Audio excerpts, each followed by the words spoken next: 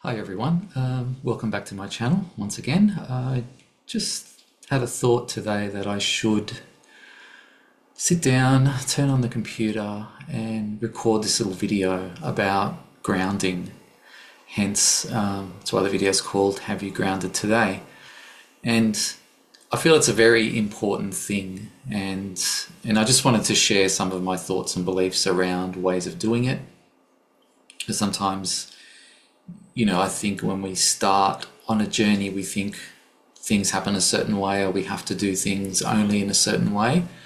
But I feel, we're all very individual people, so therefore what works for one may not work as well for the other. So it is good to have an open mind about different ways that you can ground. I want to say ground, it is reconnecting to the earth. So I don't feel we ever lose our connection. I feel we're part of the earth. But occasionally I feel it's good to touch base with the earth, so to speak, and just reinforce that connection, reconnect, and just to remind us that we are all part of the earth. And it's also about clearing energy, clearing away energy from our auric field, clearing our mind, just being in a calmer, more grounded state, as the term is often used. And it's a term that's used not just in the spiritual field, but it's used in other everyday life situations as well. Someone could be a bit sort of have a lot on their mind, they're not thinking clearly, not making sense in what they're saying, and someone might say, you seem very ungrounded today. So let's talk about ways that we can ground. I'll share some of the ways that I do it. And hopefully some of those will work for you. But I feel if we understand what it is and what it's for, then we can find ways to do it that work for us. Ways that put us in a space where we do feel calmer, clearer, and more grounded and more centered. And regardless of whether you're doing work in the spiritual field or not, I feel it is very important to have clarity of mind, mindfulness, to be grounded, to be centered, because then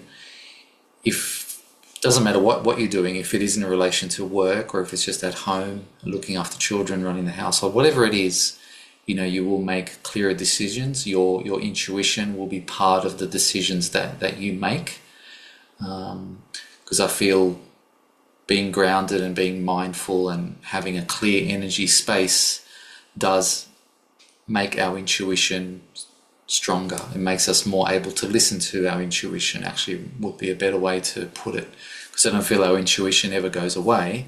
It's just that we get too busy, the mind chatter gets a bit too much, we may be under stress, and sometimes we don't listen to it as much as we should. And in times of stress, in times of busyness, it's probably the time we need to listen to it the most. But ironically, it can be the time that this disconnects us from it the most. So grounding. Personally, my favorite way of doing it is out in nature. Now, even in the backyard, like bare feet on the grass, bare feet on the natural earth. And I find that to be very effective for me. I find that works very well. I feel really good after 10-15 minutes of doing that. And it could even be, I do like to sit and actually meditate and actually be mindful. Maybe not necessarily meditate for a specific purpose. You can meet your spirit guide meditation, for example, or a meditation that leads you somewhere, for example. But just sitting quietly, sitting still on the natural earth and just breathing and just being mindful of where you are, just being at one with nature, because I believe we're all part of the earth. We're all born here, created here, so we're our ancestors, so are the people that come after us, so therefore we have a natural connection to the earth. And it is called Mother Gaia, so I feel there's something in that as well, because the earth is like our mother. It gives us everything that we need, from a physical point of view, but also from an energetic point of view as well. I feel the earth is a natural detoxifier of our energy. It clears away just unnecessary energy that we are carrying, that we may have picked up just from being in a crowd, being at the shops, just from having a busy day. And just in general, I feel, once in a while it is good to actually just sit and do that. So that would be my favourite way. Now, if you have the opportunity and you live near natural bushland or near the beach or whatever, and that works for you, that's great. Getting out in that space, and even walking in nature, bare feet, say walking along the beach, maybe walking the dog. But if you're mindful of what you're doing, you haven't actually had to sit there and be mindful. You could just go for a walk, so you're incorporating it into part of your daily routine. If you go for a bit of walk for an exercise or a jog, or you walk the dog, or you walk with someone, that could be a grounding exercise.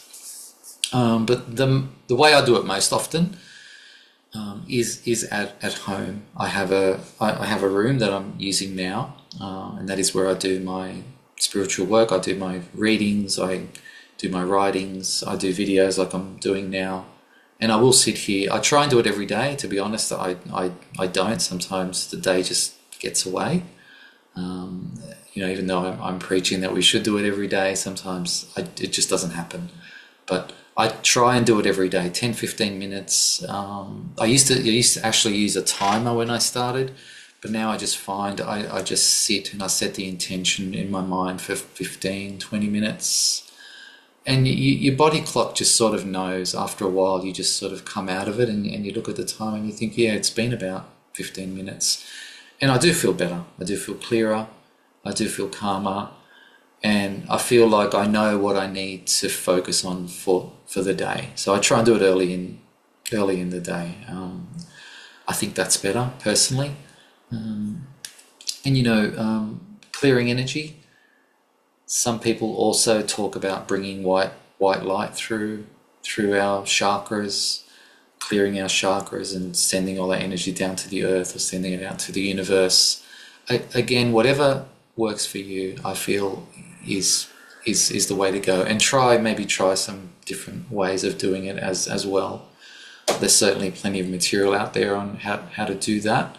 But that's a couple of ways that I do it. And again, I feel it is very important. Also, I mentioned it's good whether you're doing spiritually related work or not, but it's also very good just for our interactions with people around us, because whether we are at work or whether we're not, we're usually with someone or multiple people. So we are interacting with those people, and that puts us in a more intuitive space and creates better interactions, I do believe. And a lot of people are quite empathic. I'm encountering that more and more. I think I'd go out on a limb and say everyone is, to some extent. But I feel that the difference is there, that when we take on other people's energy, because we are empathic, it's how it reacts within us. So if someone's sad, does it make us sad? Does it make us nervous? Does it make us cranky? Does it make us fidgety? What does that energy do when it comes on board? And I feel inevitably we will take some kind of energy on board. So again, being in a mindful, grounded state makes us more aware, makes us more connected to our intuition. So then we can feel what's happening in our energetic field much clearer. So often we may be feeling a certain way and we don't know why, and we can't shake it, and that could lead to a bit of frustration trying to figure out why we feel this way. But if it is simply because we've taken energy on board because of our empathic nature, and we are aware of that, we can then simply release that energy. Because I think it's inevitable that we take energy on board, but it's the releasing part that seems to be the part that doesn't happen as often as it should. That's what I encounter with people that I do readings for and people that I talk to. So the energy comes in and then it doesn't go, or it stays around for too long. And it's not ours to carry. It's okay to help people take some of that energy on board for a little while, but we really need to be mindful to release that energy. And certainly if you are doing, spiritual work, if you're a psychic or a medium or both, or some kind of energy healer, then you also want your energy to be clear, because that will then allow you to do your work as best as you possibly can on that particular day. If you've grounded, if you've cleared your energy, and I guess the more you do it, it does become more of a routine, more of a habit. And I don't feel it's something we should obsess over, but I certainly feel it should be incorporated into part of our regular routine. I feel it's a very important thing, spiritual or not spiritual, doing spiritual work or not spiritual work.